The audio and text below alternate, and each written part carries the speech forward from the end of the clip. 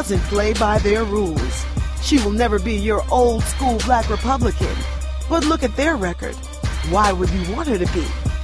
She is Sonnie Johnson, and this is Did She Say That? Welcome to Did She Say That, a Breitbart podcast on Podcast One. I am your host, the very loud but rarely wrong, Sonnie Johnson.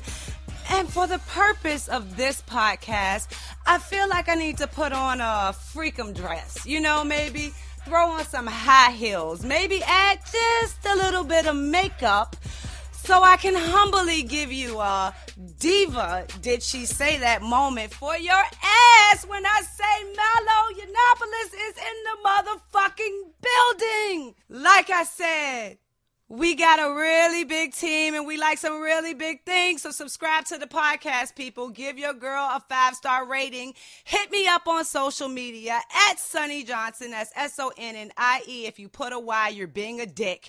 Read Breitbart.com and make sure you're an informed voter, and we should get along just fine.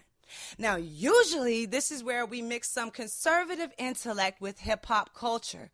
Today we're going to mix some fabulous Milo with a little Sonnie goody goodness and a sprinkle of eye candy named Giovanni on top. Now, in the freaky-ass world of the internet's supervillain Nero, that description would take on a certain imagery. And I don't think that this man would have it any other way. What the fuck is up, Milo? Sonnie, thank you for having me so much. I'm very happy to be here. Well, it is a tradition on my show that first visit, you get to introduce yourself and choose topic of discussion. But since we don't get to celebrate white success in America anymore, trumpets, please. This is the 15th Did She Say That podcast, and you are the first non-melanin guest. I know you must feel some kind of pride in that accomplishment. I don't know. I mean, I have some black in me. I mean, I'm not I'm not completely white. I think you might need to try again. Look, I had to set you up. What fun would it be if I didn't? It's too easy. Of course, but that's the low-hanging fruit. We got a whole hour, babe. The low-hanging fruit is the most delicious. Now, I know that you love the spotlight and shit. That's a horrible allegation. I don't know why you would say that about me. You're used to your white privilege and shit. Oh, please. But, this is my show, so I'm going to steal it from you like your ancestors stole my ancestor. Oh, my goodness. Look, I've been practicing trying to say that straight, and I could not get it right. I was really practicing. Look, I got more for you. Hold on. Wow. All right, let's hear it. Then I'm going to throw a black girl tantrum, teach you some black history, school you on your white privilege, and then I'll let you steal it back like you do everything else via cultural appropriation. I would ask if you're cool with that, but then that would reveal your white supremacy and my need of approval from your white benevolence. Have I hurt your head yet? Do you not know how fucking hard I laughed while I even thought that shit up? But anyway, okay, let me go into my rant. The real Frederick Douglass. You're literally the best person I know. I'm sorry, carry on. The real Frederick Douglass. Okay, everybody knows I'm no longer in the mood to hear Republicans call themselves the party of Lincoln. Every day of the week and twice on Tuesdays, Republicans are the party of Reagan. Reagan did this. I voted for Reagan twice. Reaganomics, tear down this wall. But when Republicans are called racist, all of a sudden we become the party of Lincoln. Republicans hate blacks. We fought to end slavery. Republicans want to put y'all back in chains. We voted for every piece of civil rights legislation, including the 1964 Civil Rights Act. Yes, Republicans. Yes, you stopped being the party of Lincoln and started being the party of Reagan. How can I state this clearly? Republicans only use their black historical ties as weaponry aimed at Democrats. All the examples I could use, but I keep using the same one so the shit can sink the fuck in. Negro History Week started to celebrate the birthdays of Abraham Lincoln and Frederick Douglass. Started to not only celebrate black history, but also our shared history. What we could do if we worked together. We could save a nation. That's Republican history. That's using our history as a purpose, not a fucking weapon. You use it as a shield. Instead of using it to bring your opposition to your side with something worth fighting for. Now, for a second, I'm going to let you hold on to Lincoln. Matter of fact, I want you to reattach yourself to that man at that time, because I'm going to reattach myself to Frederick Douglass. Now, I'm born into slavery, had kind of easy living up north, caught hell when I was shipped down south. One day I said, fuck it. Overseer is a man and I'm a man. He's not going to break me. So I fight back and I break his ass and I decide I am not fit to be anybody's slave. So I escape slavery. Now, I'm fresh off the plantation. Pay close fucking attention to this part. I talk like a slave. I have the reference points of a slave. I have the experience, scars, and bruises of a slave. I have the possessions of a slave. And if I get caught, I have the same protections of a slave. When I started giving speeches, I did not sound like Clarence Thomas. When I started writing, I wasn't eloquent like Thomas Sowell. When I wasn't sharply dressed like Allen West. And everybody told me that I should improve my speech. I should study more before putting word to page. And they thought my shoddy appearance would turn off the white crowds who expected men of influence to dress with higher standards. But I spoke with the voice that I had. I wrote with the words that I knew, and I dressed with the clothes in my possession. History and motherfucking context. What set Frederick Douglass apart from others doing that part of history, he didn't give a fuck if you thought him stupid. He opened his mouth and he proved you wrong. The Confederates wanted to keep slavery. He didn't challenge their mindset. He challenged the mindset of the people who knew slavery was wrong and sat by and did nothing. Republicans, can you hear me? You celebrate Independence Day, but what is the 4th of July to the Negro? And when it came time to fight, he said, let blacks fight for their freedom. Yet again, pay close fucking attention. They know the land. They know how to talk to the people. And who has a greater cause to fight than those that live under slavery's oppression? Learn from history, damn it. The black people that are going to break the stranglehold of progressivism over the black community will not speak like Clarence Thomas, write like Thomas Sowell, or dress like Allen West. It's nothing wrong with these men. Don't get me wrong. There's just something about that single individual that bears the scars. We don't care if you think we're stupid, ghetto, animals. Shit, we've been called worse by better people. We just open our mouths and we prove you wrong. Now imagine if Lincoln would have treated Douglass like most Republicans treat blacks that are in pre-packaged and pre-assembled with replaceable parts. What do you think about that, Milo? That was remarkable. One of your great insights, which I don't hear very often from other black conservatives, is a really powerful critique of Republicans and the way in which Republicans have done a very bad job of speaking to and for black people authentically. I mean, you can't blame the black community, and you can't either place at credit entirely the Democrats with the extraordinary numbers of blacks who vote for them. You have to blame the Republicans at some point. You have to hold the GOP to account, I think. And your analysis is, as I've heard it, on various occasions, is basically right. And I think the same thing holds for gays too, don't you? I totally agree when it as it pertains to gay Americans. I don't think that breaking it up in groups, the only reason that I do it is because I'm trying to talk to my community because nobody else does, and I'm trying to talk for my community because I don't hear anyone who is objectively putting our arguments out there. So that's why when I see people like you speaking out for gay rights, I cheer you rather than jumping in the conversation, and I do the same thing for are kind of other subgroups when it comes to the Second Amendment. My zone, my lane is my community, because I think that once you solve the progressive disease within the black community, then you can start solving the progressive cancer that is in America. But you have to start with where they planted their seed. And the first place they planted their poverty and destruction was in the black community. So I think it needs to be uprooted from there. And that's why I keep my focus so, straight point. I mean, this is the great promise of Donald Trump, isn't it? This is the great hope for him, because, he could, by some metrics, be the first properly black president. I mean, Obama's done it. Well, no, I believe this. I mean, people always laugh at me when I say this. I think it's true. Obama's done less than nothing for blacks. Like, he's literally been the worst possible imaginable president for blacks, with the exception maybe of Hillary Clinton, or Bill. I mean, these people are terrible for race relations, terrible for, the living standards and opportunities of average black people in America. Here's the rub with that. And this is I don't disagree with you, but here's the problem with that.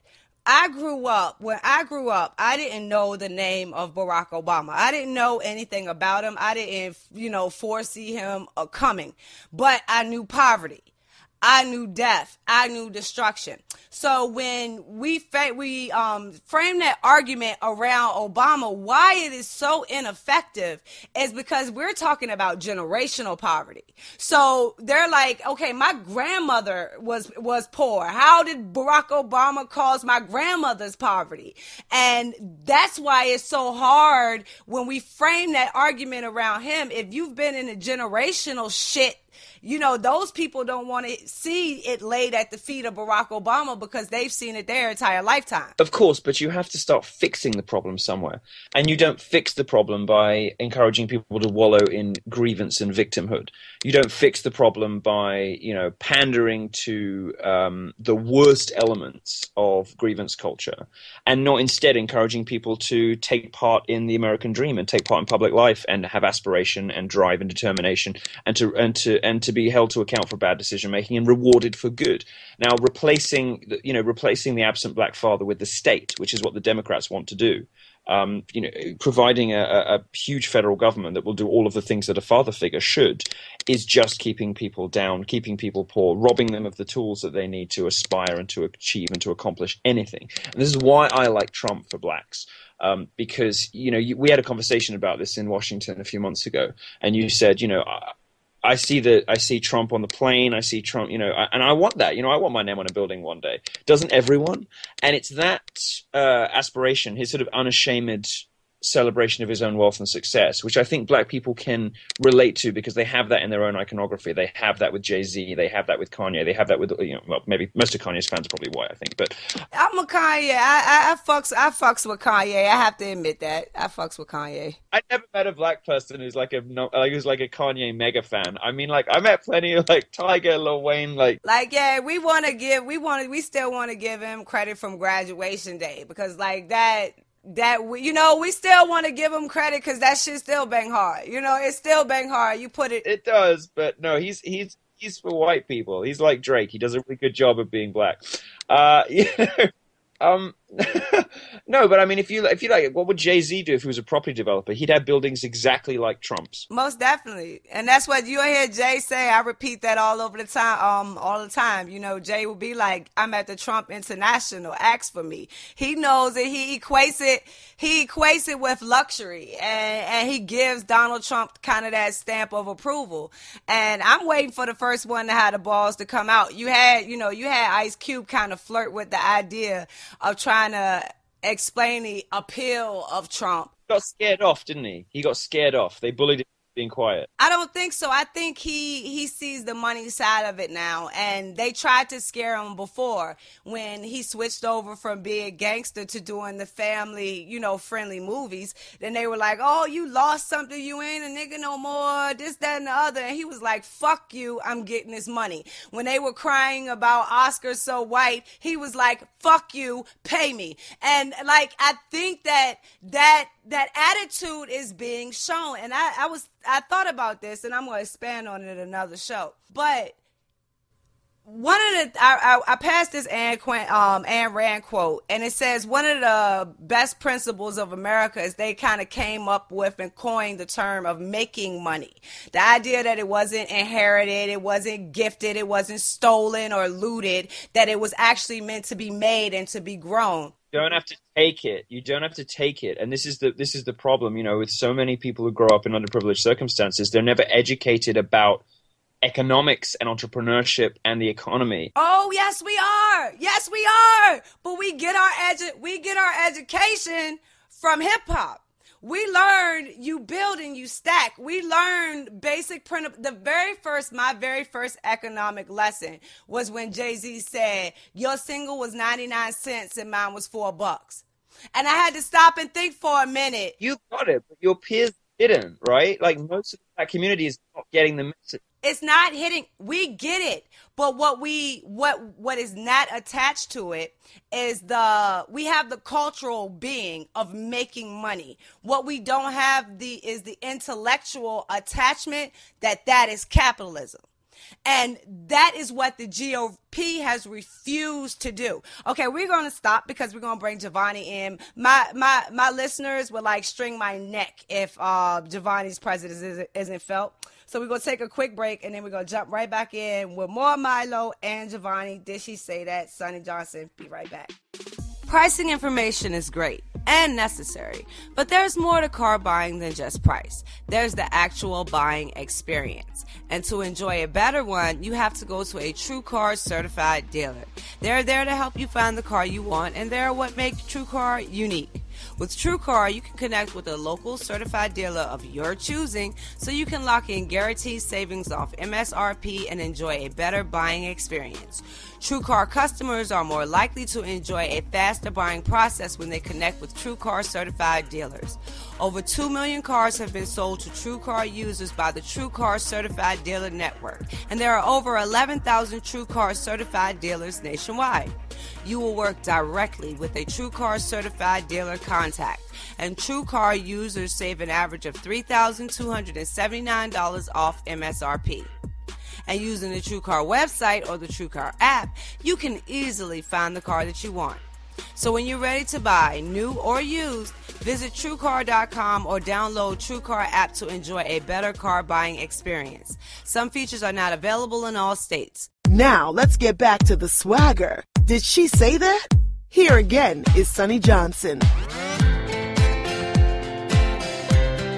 Welcome back to Did She Say That podcast. I am Sonnie Johnson. I could not keep you. Giovanni, here he is. What's up, Sonnie? Milo is back. Hi. And as customary for the show, since Milo didn't get to do it in the first segment and he's a first-time guest, he gets pick of subject. So I'm almost fucking fearful to do this.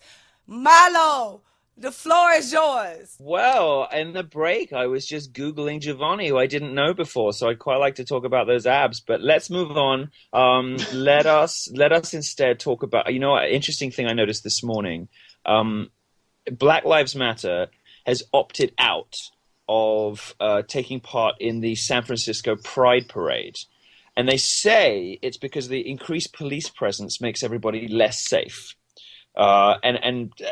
The suspicion online is that, well, I saw a joke. It's like, is it because they've all got outstanding warrants for arrest? But that was mean. No, but I think it was probably because they just don't like sharing the stage with people, and they perhaps are aware that their usual attention-seeking theatrics might not go down well post-Orlando. But I find it interesting that the left's insistence on splitting us all into little groups sometimes works for them when those groups work together and move in unison and harmony, you know, the feminists with the ecologists or whatever. But it's starting to run aground in America. You're starting to get Black Lives Matter run up against gays against trannies, all the rest of it. And I wanted to know, because you two are better versed in racial politics than I am, where you see the problems coming up on the horizon. Because the left loves to divide us. It loves to put us all into buckets. And one of the reasons that people like me like Trump so much, one of the reasons is that we're worried about depression of black wages, and we're worried about the state of black communities, and uncontrolled illegal Hispanic immigration hits blacks among the hardest of anyone.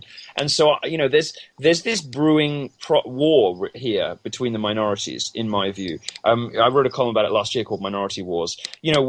When Hispanic mayors start coming in, because, it's going to be Hispanics that are filling a lot of the Democrat political positions through, affirmative action and whatever, they're not going to have the same kind of, if you like, white guilt about, sins of their forefathers. And they're going to start, in my view, policing those areas very, very heavily. And I don't know whether that's going to be a good or a bad thing. So I want to know what you guys think are going to be the effects on the black community in America in the next sort of 10 years of this atomization that the left has done, splitting everybody up into little groups, and the weird kind of like opting in and opting out of different communities that's happening. So Black Lives Matter is sort of shunning the gays this time because they realize they're going to be counterproductive. The left's coalition is falling apart. So what's going to happen over the next 10 years? Well, I think with Black Lives Matter, what they figured out was that they were being used.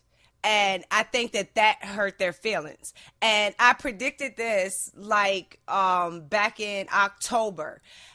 When the election was in full swing, the funding for Black Lives Matter would be pulled, and it would go towards issues that could be used to win the election. This is the dumb shit blacks need to understand, that if you say, I'm just going to give Hillary my vote, I'm not going to make her work for it, I'm not going to make her seek it out, she's not going to seek it out. That money is now being switched over to shore up on LGBT rights and so forth and so on in that community, because they already can count on a black vote. They have already said, we're going to get 90% of it, and it doesn't fucking matter. So they don't give a fuck about you. Yeah, because even if you go down to 80%, they still don't care. They could lose 20% black vote and it would still be fine. No, here's what the important part. They have created a new radical army. This is the shit. I'm not looking at their black people, their puppets. I'm not looking at D-Ray, and I'm not looking at Netta.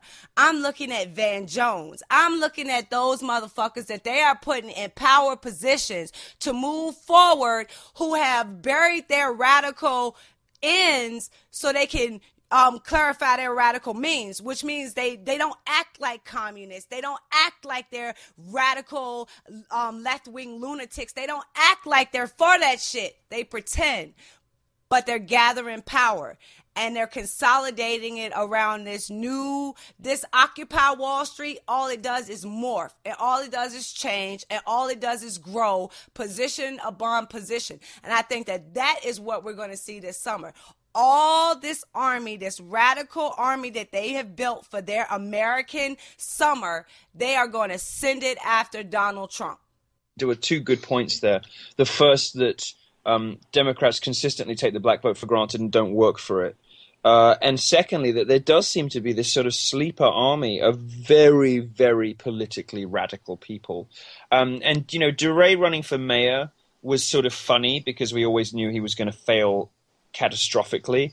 But it reminded you to look around at who hadn't failed and who had, and who has made it. And, if Clinton does get in, if she does beat Trump, there's going to be a lot more of these appointees who are, who have these dark pasts of far left radical cultural Marxism and communism, don't you think? Yes, and not even just that.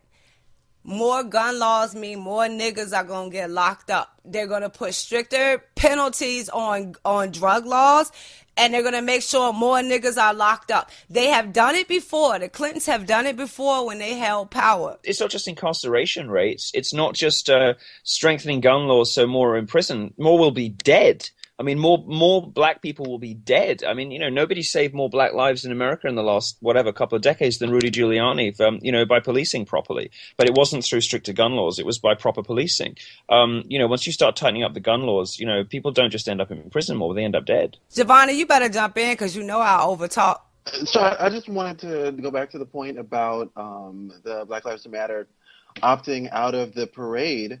I mean, the amount of time that they were receiving money is pretty much over. And I think that you mentioned in your last show I think it was airing, Milo, it was airing a speech that you did, a school speech, about they know that they're not going to be around for much longer.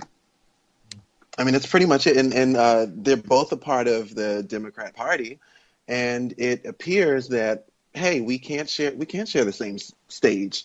I mean, they have to have their time, and we'll hopefully come back later. Who accepted those terms? Who the fuck is accepting the terms? Who is saying that is accept? Look, this is why it fucking infuriates me about black people. You have this time in fucking American history where we're saying make America great again, but we instinctively want to fucking separate ourselves from that shit. Like that doesn't include us. Like for one fucking second, can we realize we are a part of this bitch too? And while everybody else is becoming great again, it also becomes an opportunity for us to be fucking great again. But even with Donald Trump in that position, if we can't wake up to it, if we can't, do a better effective job of messaging than, the GOP before us, then what Bernie Sanders has planted in democratic socialism will not just come seeping out of America's colleges, it will also come seeping up out of America's ghettos. And right now you have black people in those ghettos craving for capitalism. They've just kind of been cut off because they're buried under all of this progressive nonsense and bullshit. Heavy taxation, heavy burden to the unions, heavy pensions for everybody and anybody who's ever worked in government before. All of that shit on top makes it virtually impossible for a young black nigga with nothing to pull himself up by his bootstraps. It becomes like an impossible fucking task. At some point, we have to clear the progressives out of that shit to actually give these entrepreneurs, this new generation, a chance to grow. But look, they're selling votes with apathy, and then we can't talk about how the Democrats have a stronghold in the community if we're not there ourselves. And as I recall, Pat Robertson said a couple weeks ago that Democrats were so confused with Orlando because, I mean, there was a Muslim involved, there were gays involved, and both are their two new picks for sacred cows. Yes. So he said they don't know which ones to pick on, so they decided to pick on guns. And the end result, he said that we should just leave them to kill each other off. Pretty much a harsh statement, but I feel like that's kind of what happened in this is what the Democrats do to blacks. This is what the Democrats do to blacks. Rather than going in and building better schools and policing communities properly, they just leave them to kill each other. Amen. Hey, man, that's like a motherfucking mic drop moment right there. And until blacks wake the fuck up and realize that shit, realize ain't no Republican in tights and a robe coming in to save your ass either. It is some self-determination shit. And you have to get past the point of crying about what the fuck happened yesteryear. You have the opportunity of a motherfucking lifetime ahead of us. If we as America actually get this burden off of us and we put our nose to the grindstone, especially as black people, do the shit you claim to do on Twitter. Cause your ass always on Twitter telling me how you making money. You always on Twitter telling me how you grinding and stacking and how you got your paper right. Motherfucker, make that shit count. Right now, stocks are down. What should you be doing? What should you be doing if stocks are down right now? You should be buying. Sounds like an opportunity to me. Is that not some colorblind shit? But that's racist because you can't imply that black people should what? Put their money into some effective shit that will help them grow and leave legacies for their children? No, they're systematically disenfranchised. How dare you ask them to do something? It's not fair. I have my list of reasons of why I can't. Because It's Obama so told me amazing. so. It is so amazing to me that how the Democrats treat you guys like children, Like you're not able or willing or even really should be trusted to make decisions for yourself so that, the state has to step in and fix all of that shit for you. And actually all it does is make it so, so much worse. That's called progress. Like I ask them all the time, they say that they're progressive. What the fuck are they progressing towards? Because this shit don't look enticing to me. So you want to call me a sellout? Bitch, I see what's coming. I damn sure did sell out. I don't want no part of that shit. I don't want no part of begging somebody for what the fuck I can and cannot eat. I don't want no part of begging nobody where I can and cannot live. I don't want no part of begging me having to wait for a police officer to come up to my shit to feel protected. Like this whole bullshit you're progressing towards, where every single right we have as American citizens is giving up to make someone else's fucking feelings not be hurt. That's a fucking insult to my intellect and my fucking character, and that's some colorblind shit. But what is the alternative? Try something different, vote Republican, and the only thing that keeps people from doing that, the one response is, they're racist. End of discussion. No policy needs to be discussed. That's it. So how do you handle that one? How do you handle that one, Milo, when they call you racist? I know you get called racist. I do, and I've never understood why. I can't get why anybody would call me racist. It's insane. I mean, because we're on a video call just now. I accidentally went home with a white person last night, but that's the first time in 9 months. I mean, like I don't understand what people call me. Anyway, it's this again. I'm gonna keep bringing it back to Daddy. This is why I want Trump, because he is so completely radically different from every other Republican you've ever seen in your life on social issues. He's pro-black, he's pro-gay, he's pro-women, whatever the left says. And if people can get into their heads that somebody like Trump, who has their best interests at heart, could be a Republican, then but maybe he isn't for blacks because he called someone an African American. That's the biggest insult ever. Apparently, that's what I learned this month. I can't deal with the language policing. It's just people are just too stupid. Sometimes people are just too stupid to even have a discussion. That was an incredibly stupid move, by the way. Oh, he called us an African American. Oh, lynch him. Yeah. No, but this lynch is the thing. Cheeto Jesus. Somebody sees Trump, and I think Trump is the embodiment of the American, of the American dream, the American ideal. And I also think he's got something there's something quintessentially like that, the sort of diamond and silk black aspiration sort of thing. Yeah, I think Trump embodies that so well. And if black communities can get their head around the fact that Trump might love them, be good for them, and be a Republican, then maybe they'll start thinking, well, the local guy running for mayor is a Republican. He doesn't look so bad. This is it. And maybe we do it by putting Cubans in, because there's some great Cubans in Miami who are Republicans and who actually give a shit about blacks, unlike the Democrats. Maybe that's the way in. I don't know, but this is the great promise of Trump. But the problem is, if with the current roster of the black GOP, I don't know if you know how I feel about them, but they gonna send me in a cardiac arrest one day, or actually get arrested one day. It's pretty hard to tell. If anyone gets you arrested, Sonnie, I'm pretty sure it'll be Donald Scoggins, who you just called out last week. I'm amazed he's not arrested every week. But you can't send this generation. You cannot send that old school generation of black Republicans. Look, I am a conservative. Look, I said before Donald Trump ran, I said I would not run for office because... You should run for office. I would vote for you. I just say too much shit. And now I'm like, wait a minute. As long as we're friends, I'm not going to allow that. And now I'm like, if Donald Trump can fucking run, then hey, maybe I will run one day. But that's what's great about America, and nobody understands this. I've come here from Europe where things are so stultifying, and you have to be born into such nice circumstances to have a shot at something. You can't even have a nice toaster. Seriously? No, honestly, I was fortunately born into the kind of circumstances where if I'd not been a crazy person like I am, I could have gone into politics and been prime minister, right? If I hadn't been a messed up like I am. But there's nothing messed up about you. I know I'm wonderful, but I can't keep my mouth shut. That's what I mean. But I was lucky enough to be born into those circumstances. But in America, anyone could be president. Literally anyone. Donald Trump could be the presumptive Republican. That's insane. It's so crazy that Donald Trump is running for. And people are arguing. They're like, no, you have to be an attorney, and you have to have 30 years of Senate experience. So I was like, where?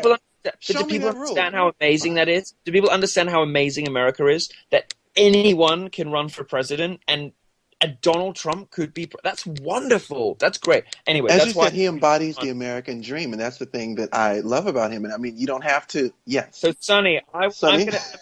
I'm gonna persuade you. I'm sorry, Giovanni. I have to do this to you. I'm gonna spend the next 2 years persuading you to run for mayor of something. You know, I've never ruled it out. I have always said no, but who knows? If the people want it, Can you supply and imagine? demand. Can you imagine there's some fucking some ridiculous situation and then she gets up at a press conference and she's like, oh no, and then gives us one of these. I just want to see the New York Times, the Washington Post, and Fox News with their jaws on the floor as the new mayor of Baltimore just launches into it. The only reason I got quiet on that is because I might surprise you. I might surprise you in that field. Milo, let me tell you how it works for me, okay? So I have been interviewed by New York Times, by CNN, by, people at Fox and shit. And they're like, before the interview and everything, they're like, oh, you're so awesome. And we this. We do the interview. We're going to put this on and this. And the interview never comes out. And I'm like, what the hell happened? 5 minutes ago, it was so fucking awesome. You have to call black slaves on a plantation.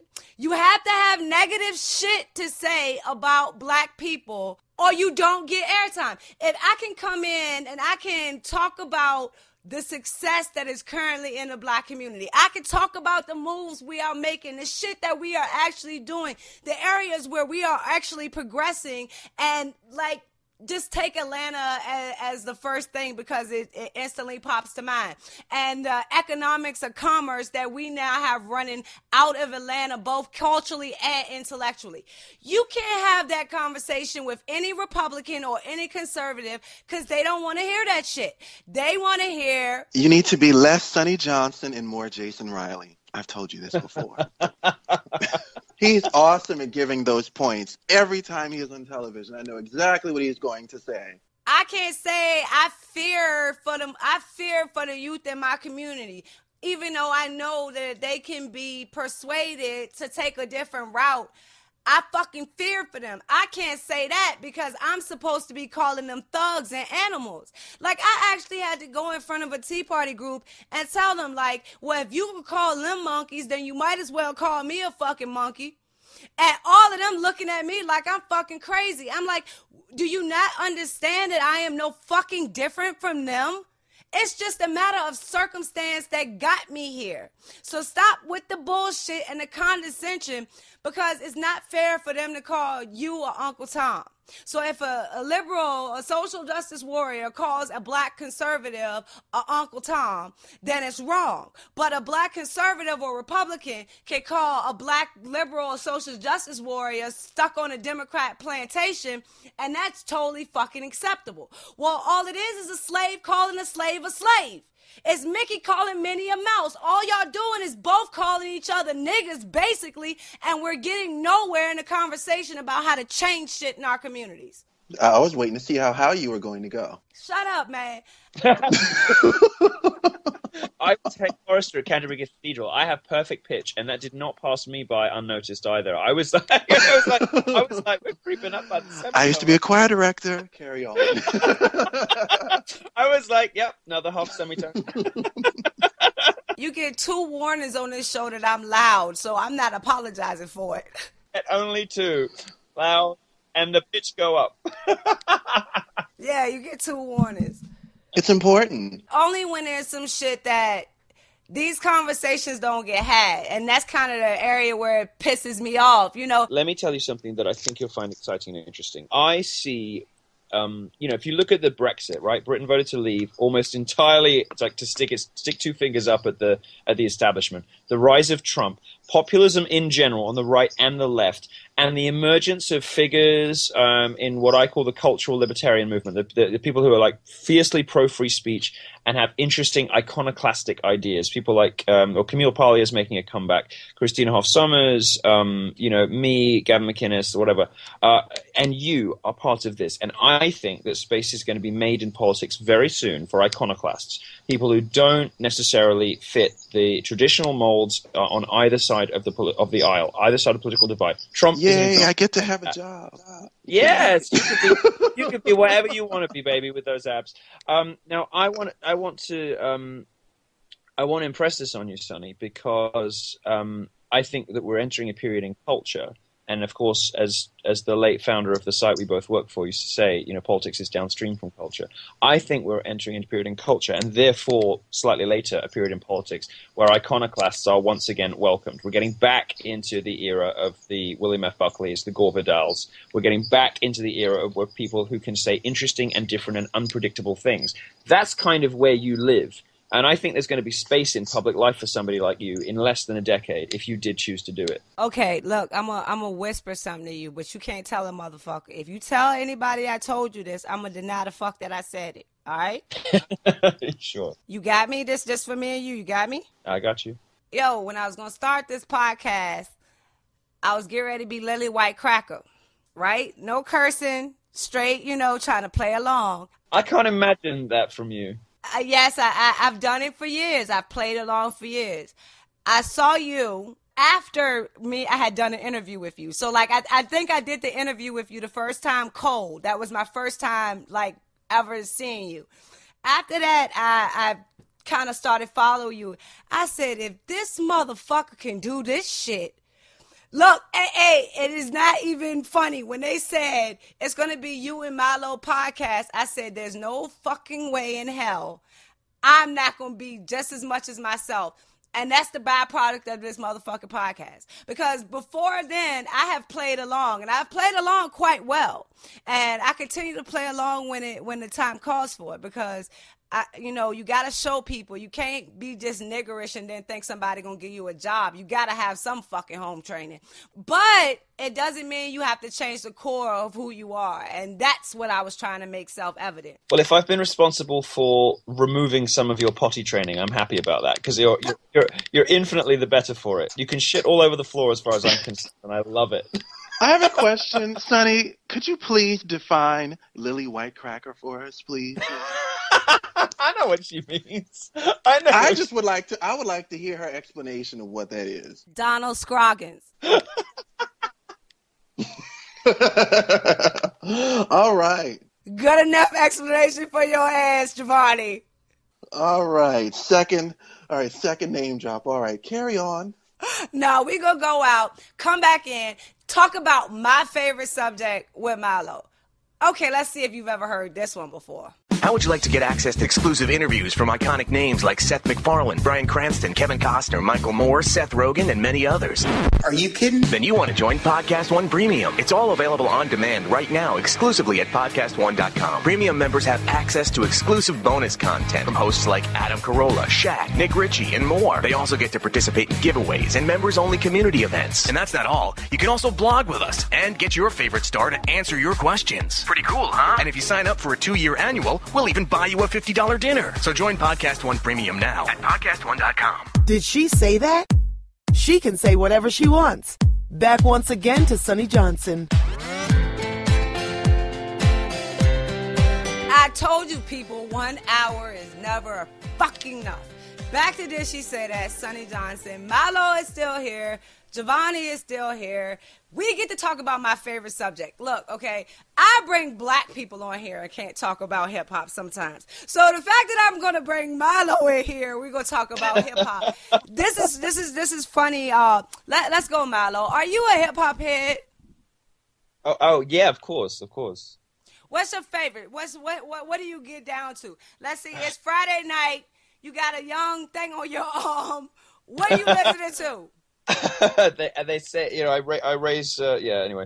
No, I don't know. I've been into trap stuff recently. My first love is Lil Wayne, and that's never going to change. Right now I'm kind of a young thug, Tiger, and coming back a little bit to Kanye, a little from our previous conversation. He's starting to win me back over again. The last album was the best thing I've ever heard in my life. So yeah, no, I have a wide range of things I listen to, but mostly like dark, sinister shit. Giovanni, did he sound like that vibrant music you be listening to? Yes, I've been listening to mostly Lil Wayne recently. Yeah. No, I do. Yeah. Everybody comes back to Favorite me. It's like rapper. Mariah Carey. You know, you have a year off Mariah, and then suddenly you just rediscover an album from the mid 2000s, and you're like, oh my God, this woman defines my life. Has this person been trolling me? Because those are like my two favorite artists. You see that divine providence brought us together. No, I mean, you know, I have a year on Wheezy and a year on Mimi, and I just kind of flip between the two, and you can tell the difference. You can tell which year I'm on from my writing. Ah. You- I am like literally sitting here awestruck. Like, I don't even know where to take this conversation because I have the instinct in me to take it towards hip hop and capitalism because, you know, that's my favorite area. But I'm like, if I take this left, it would be so much fucking funnier. I'm going to stick on it. One of the things that you talk about, Milo, is the effects of capitalism in America and how it gives blacks, gays, any kind of minorities or subgroups kind of equal footing because it gives us the option to compete. So one of the biggest points that I try to drive home is that is kind of what hip hop has become. Because when you look at hip hop overall, you look at the Lil Wayne, but Lil Wayne not only employs other artists, he also has A&R reps. He also has the people that handle his travel. He also has the people that handle his advertising. He also has, you know, people behind the scenes that does his tour, people that does his skateboard line, people that does, you know, the doctors that try to save him when he overdoses on lean. He has a lot of people that, you know, he has to employ as well. So it's not just the rapper himself, it's also the outreach and how that money stretches out. And you see it across every aspect of hip hop.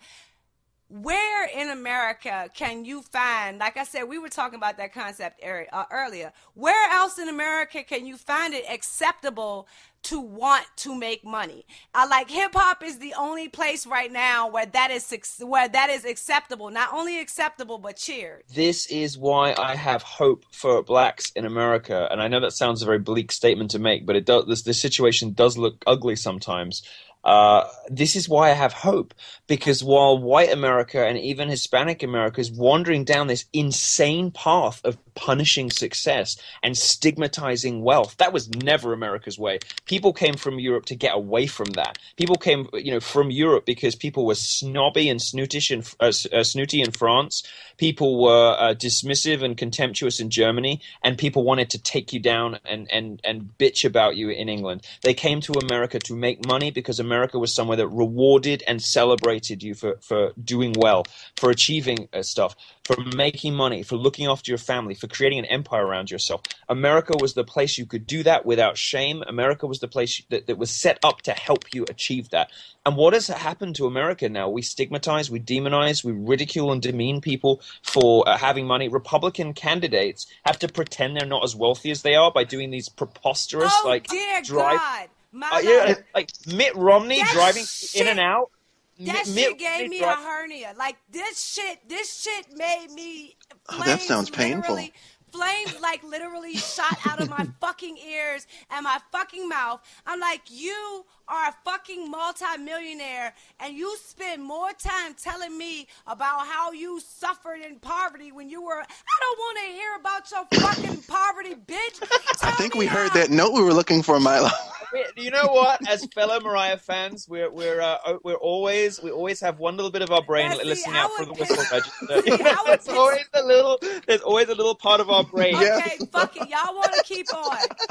Whitney was better than Mariah always. Always. So now, I could have kept the shit civil, but if you want to get into that discussion, we can go there.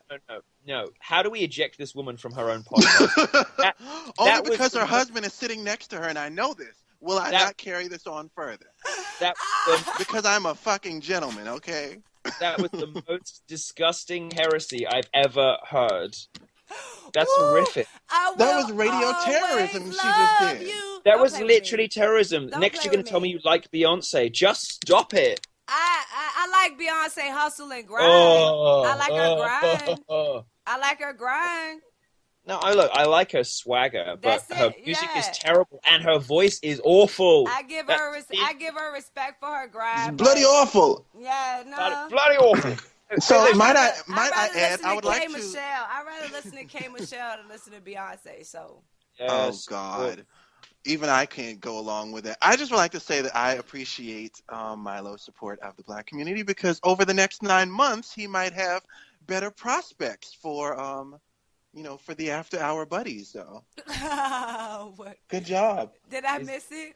Did I miss it? Is that like an inside joke? Did I not get? He said that that he just accidentally slipped and brought a white guy home. He said that he spent the last 9 months with black men, and I said that if he continues to support our community, he might have better prospects coming home. Oh, okay. You know, to be honest, sweetie, my prospects are pretty good already. But I'm Oh. always Look, I welcome know. improvement. I You know, know the thing both is, of like, I'll go y'all. to clubs. You know what? I go to clubs in Washington or whatever, and they ask to look in your bag, and of course, I'm like sporting the Louis Vuitton because that's what the boys like, and the guy on the door is like, hey, hey, this guy smoked Newports. Why you got Newports? And I'm like, smoke for the man you want. I've never paid cover. I've never paid cover. There was like this bag of cool. Just like made me straight. Honestly, if someone asks you for a cigarette outside and you have a Newport and you're into the dark skinned guys, it's like 80% of the way to bed. You're there. You're there. Anyway, no, I can't deal with. I think no, I can't deal with Whitney. Beyonce's an abomination. But Mariah, Whistle Register, we heard it. Anyway, we were talking about something else entirely. I'm sorry. I picked on Miss Piggy and y'all got mad. I thought y'all had something against fat people. Wasn't y'all against that? I say one little thing about Miss Piggy and y'all get mad. I feel like I have an eye that's twitching and it's just I'm trying to stop it Hey, right now. you want to hear my favorite Whitney joke? Because we got to get her back for that one. It's my favorite drag queen joke. I heard it in a drag show in England. It's like, do you like my new? There's this drag queen who is famous for being blonde, comes out on stage with a new black wig, and she says, "Hey," she says, "Do you like my new hairdo? It's called the Whitney, black and dyed in the bath." Died in the bath. Oh, Hey, you can go ahead and laugh it's the at big it. one. Because Whitney died like Whitney lived, so I don't have no comment on that. But I still stand by the fucking fact she was better than Mariah. Oh my goodness. Well, not everyone can have multi-platinum hits, a career spanning 4 decades. Like Whitney couldn't handle it. Whitney couldn't. Nah, she has some nigga in her. I won't take that away. Her niggerish tendencies took over. You know what I'm saying? I ain't gonna deny that shit. I ain't gonna run from it. But that ain't gonna change my opinion. It still ain't gonna change my opinion on it. I'm still being mindful of the man sitting next to her right now. And yes, every time I try and say something, my husband is sitting right here too. So very, very kudos for you on that one, Javon. Oh God, no! I've never been so triggered as listening to you. Okay. Lay it down on Mariah Carey. I need my safe space. So, oh dear God, see, I don't even know. I told you I was trying to keep it like. I'm gonna lock myself in a room with emotions and music box, and I'm not coming out for 3 weeks. I'm done. Okay, I'm done. well, I'm listen. done. Coloring books or teddy If bear, you which want one? me to listen Oh, to coloring Mariah, books. you have to put her on with ODB. Me and Mariah go back like babies and pacify. I'd rather if ODB is on it, then I'll listen to it. Other than that, you can keep. Mariah. You're a bad, hateful person. I can't believe you just Miss Piggy. Oh my God. I had a vision of love, and it wasn't her. Just wicked. Oh, this is a level of evil I've never seen from you. I thought you were a nice person. I thought you were loud. I never gave off that impression. Can I just say that regarding capitalism, that one of the reasons why I became a Mariah Carey fan was around 2005 when everyone told her to retire. They told her before at 30. like she managed to get up and pick a career up and continue going. And then she picked we up belong another together. husband and kept About on going. biggest track decade, biggest track. Look, Mariah Carey actually. That was my inspiration at that She time picked period. up I a felt like I second- was in a similar She career picked up a moment. second husband and kept on going. Now she picked up a third husband. This time, dear. this time is the doozy. Oh, dear. This time she gonna get it right. Oh dear. Oh, as opposed to Whitney living in sin and ending up dead. Hey, I've That's already not- admitted to her niggerish qualities. When you gonna talk about Mariah's? I've already admitted to that. I don't even know if I'm allowed to laugh at this. I don't know if I'm allowed. And that is success, people. When you get Milo questioning whether it's okay to laugh or not. That's what we call success. That's what we call Did She Say That podcast, Breitbart Podcast on Podcast One. Thank you so much for coming in and spending time with me, Milo. I appreciate it, love. Thank you for having me. It's been wonderful. All right, Devani, I'll see you next week, boo. They say our reputation needs a new coat of paint and a delicate melody. But I say I like your bruises, 'cause a melody don't mean a thing if we don't have the strength to sing. And I won't be Stay tuned for 60-second AP News headlines. It's summer, and just because you've got plenty of time on your hands doesn't mean your hands are always free. That's why I've been working on my Audible summer listening list. Discover where Audible audiobooks can take you this summer. Download your books or shows to your mobile device and listen anytime, anywhere. With an unmatched selection of audiobooks, original audio shows, and comedy. Audible is your best source for summer entertainment. Start a 30-day trial and download your first audiobook for free by going to audible.com/podcast1. That's audible.com/podcast1. AP Update, I'm Jackie Quinn. The Senate has just passed a financial rescue package for debt-stricken Puerto Rico. Majority Leader Mitch McConnell says this measure creates a control board, which will oversee the U.S. territory's finances and supervise some debt restructuring. It won't cost taxpayers a dime. It prevents a bailout, and it offers Puerto Rico the best chance to return to financial stability and economic growth over the long term. But Democratic Senator Bob Menendez of New Jersey had some objections. It is a vote to cut the minimum wage down to $4.25 per hour for young workers in Puerto Rico. It's a vote to make Puerto Ricans work long overtime hours without fair compensation. The legislation would temporarily block creditor lawsuits from being filed until February. Puerto Rico's governor had warned about Friday's anticipated $1 billion default on debt. AP Update, I'm Jackie Quinn.